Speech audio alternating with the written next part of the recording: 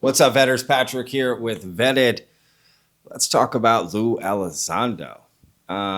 Chris Ramsay recently had a guest on, UAP Gerb, who I just made a video about, and got some great feedback in the YouTube comments. Just kidding. I got attacked. People thought I was attacking UAP Gerb or Gerb. I'm still not sure how to say his name, and I apologize for that. I mean no disrespect. I was not attacking the gentleman at all, just giving an opinion. Be happy to talk to the gentleman, and maybe we'll make that happen again. I don't do a lot of interviews, so we'll see. We'll see if I can make that happen. Anyway, UAP Gerb went on Chris Ramsay, and they spoke about Luis Elizondo, but it's not something that UAP Gerb said that was interesting. It was something Chris Ramsay said that was very interesting, right? And I want to cover it. So let's jump into this. And now I do have a clip that sort of was, making the rounds online. It was a short clip of UAP Gerb and Chris Ramsay talking about Luis Elizondo.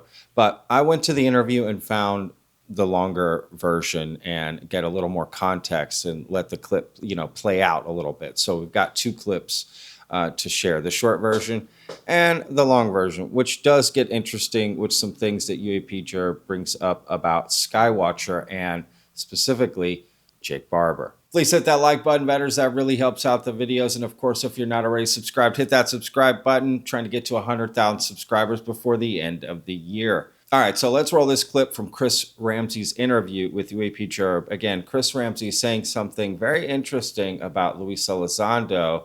Take a listen and let me know what you think. Yeah, it's tough, man, because you don't know who to trust, right? You get a guy like Lou come here, and talk about these things, and he's a really nice guy. Like I met him, he's like a super friendly person, but from his background and from everything else, like I don't know if I can believe him, and that's just the state of things. I don't know, like he's been proven time and time and again to have said things that turned out to not be true. Yeah. So then you have to start asking yourself, even though I like the guy, even though I think he's a nice person and means well, man, like can I even believe a word that comes out of his mouth? And this happens, and I don't want to be paranoid, but I'm also facing the reality that these programs stop at nothing to confuse you, to remain completely aloof. Well, Lou did previously work at the counterintelligence field activity, so I don't want to get involved in the drama there, but I do think that is something for people to. And neither do I. About. But I'm not attacking this, but right. I'm coming at it from a very pragmatic point of view. Yeah. And if Lou were sitting here, I'd say the same thing to him. That like, although I think you're a nice person, you've been nice to me. I now know that I might not be able to trust you when it comes to these things because you might be doing your job. Yeah. And I just got to step away from that a little bit. And especially in this field where there's so many psyops and psychological warfare. I mean, recently with the Wall Street Journal piece and the Yankee Blue, hey, if Yankee Blue can trick 10,000 Air Force guys, go ahead, release those documents and the photos that tricked so many people into thinking we had an anti-gravity drive. It's not classified because it's fake. Yeah. Go ahead, pop it out. Let's see it. It doesn't have to wait till Aero Historical Volume 2, which it won't be in. Go ahead. If it's not real, show us. All right, so again, I've got a longer clip because I let this play out, but give me just a second before I play that. Let's talk about what Chris Ramsay just said because it's very interesting. And I have to admit, a little surprising to hear him say that, but at the same time, not really once I do think about it a little bit more because having met Chris and spoken to him, he's a very reasonable, smart, logical, sort of rational person. And what he's saying makes complete sense. The problem is that, he's also a big creator and, that comes with benefits you don't even realize, right? Because if a small creator says something like this, oh boy, they are going to get attacked, potentially doxxed, attacked, ridiculed. Like there's a lot of stuff happening when you criticize Luis Elizondo, but I'm happy to see other people coming out and just giving their opinion about something that is so obvious right in front of us, which is Luis Elizondo is, former, current counter intel, working in the UFO community now.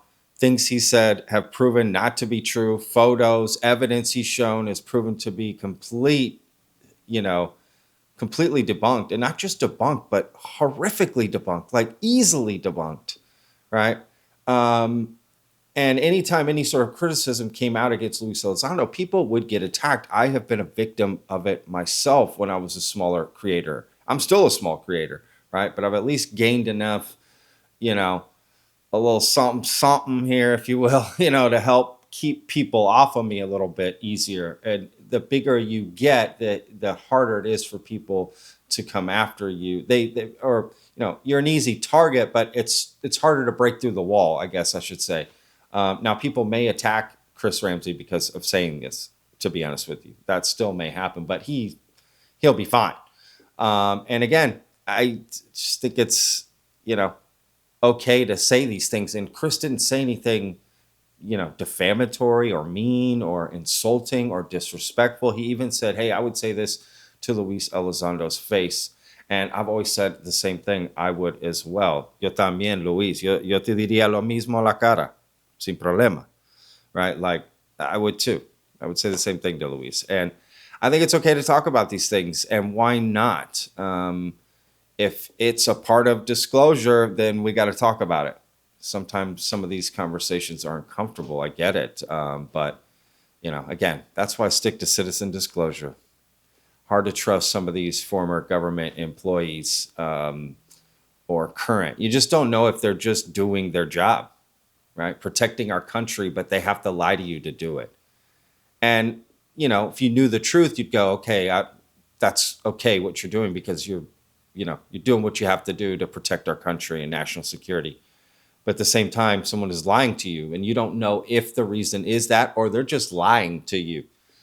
So anyway, let's play this longer clip and let this play out a little bit more, because once I let the clip play out, I could hear a little more context and try to understand a little bit of where they're coming from. But again, it's some comments made by UAP Jerb about Jake Barber and Skywatcher that are pretty interesting. Take a listen. I mean, recently with the Wall Street Journal piece and the Yankee Blue, hey, if Yankee Blue can trick 10,000 Air Force guys, go ahead, release those documents and the photos that tricked so many people into thinking we had an anti-gravity drive. It's not classified because it's fake. Yeah. Go ahead, pop it out. Let's see it. It doesn't have to wait till Aero Historical Volume 2, which it won't be in. Go ahead. If it's not real, show us. Even Kirkpatrick and others don't think different EMP or weather systems were responsible for 67 Malmstrom when Wall Street Journal claimed it was some EMP device 40 feet high walked up to the door. Yeah. And also the problem with that is it focuses specifically on Air Force programs. Mm-hmm. UFO programs, at least from what I understand, and I would say this with the utmost confidence, are not relegated to the United States Air Force. It may seem like it. UFO, airframe, flies through space and atmosphere, but no. There are active RDT&E programs in the U.S. Army, Navy, and probably offshoot weird psych programs, psi programs in the CIA, NSA, Neuro, all that sort of weird stuff. Yeah. And that's where I think eventually my mind goes from all of this, which feels really like sort of like, pardon the woo, term here, but like lower density energy, where it's like, hey, why are we even wasting time with these channels right now? Because it does seem, to me at least, a little fruitless in terms of like searching. Sure, like you're going to get some witnesses come out of the woodworks and say these programs exist, but shouldn't the bigger news be that aliens exist? Yeah.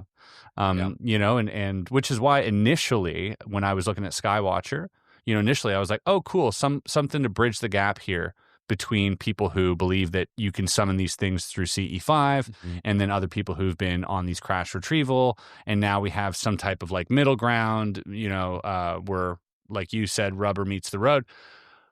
But, part of me is still has a hard time leaning into that side of things because I'm like, well, if you can make contact, then you don't need any of that. Have you ever encountered anything in this space through witness testimonies or anything else that led you to believe that there is communication happening with NHI? You could talk about to start, the Barber testimony.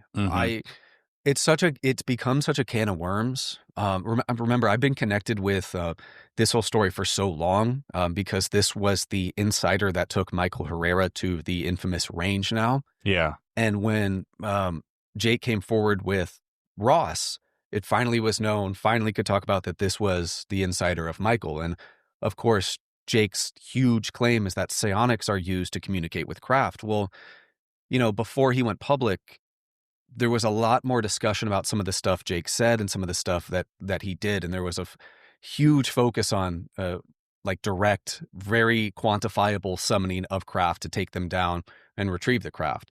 So that sort of psionic aspect is something I've been interested now ever since Jake came forward. Also the I'm trying to think, Above Black by Dan Sherman. Now, you see, this is the stuff that I was trying to bring up in my video yesterday. And that's sort of the history I have with UAP Gerb, right? I've known about UAP Gerb a long time because he covered Michael Herrera, had Joey Is Not My Name, who was also a UFO researcher, covering Michael Herrera. And they were working together with Michael Herrera. I get Nathan, Michael Herrera's former team leader, on the show, right? Only person to have him on. Only interview he's ever done, probably will ever do. Maybe not. Maybe he'll come back and do another. But anyway, so, okay, do an interview. And I don't know. It just got weird. Let's just say that. It just got weird. But Jake Barber was Michael Herrera's, sort of insider that was giving him all this information about, quote, the program, the psionics program that was happening behind the scenes, amongst other things. So, Gerb was working with Jake Barber, maybe potentially for the last couple of years, or at least knew who the insider was. I mean, there was a lot of just weird things happening with all of that behind the scenes, especially with Joey Is Not My Name. The conversations I had with him were just super interesting about Michael Herrera and this insider who I now find out is Jake Barber. And I've spoken to Jake Barber, and I'm trying to get out to Skywatcher to see what they're up to, because I support the Skywatcher program, right? In the sense of, okay, you've said you can go do these things. Absolutely, I support that. Let's go. Let's see what happens. Why not? What good does it do to not support it? You know what I mean? So it's an interesting thing. So that's all I meant by it. I don't know what's going on, right? Are there aliens on Earth or not? Because it's basically just getting so complicated with all this other nonsense down below. And I'm not trying to add to it, at all. I just want to know, are aliens here on Earth? That's it. That's the only question I want to see answered, right? All the other stuff, I guess maybe you have to go through to get there. I don't know. Let me know what you think in the comments, y'all. All right, I got to get going. I'm still on the road, and I'm headed to Tampa today to film for the weekend for the documentary, actually for the next few days. And I'm very excited. So things are going well, y'all. I'm out here, boots on the ground. For all of those of you in the comments saying, Patrick, you don't do original content, you just rip off other people's stuff. I'm literally been on the road for 3 weeks getting original content to put out, working very hard, spending a lot of money, and hopefully this will all be worth it. So yes, I do put out original content, just maybe a little bit differently than other YouTubers are trying, right? So that's all. So, all right, y'all, we'll see you on the next one. Leave your comments down below. Thank you again so much for the support, y'all. I can't do it without y'all. So, all right, we'll see you on the next one. Remember, every day is a gift, y'all. Peace.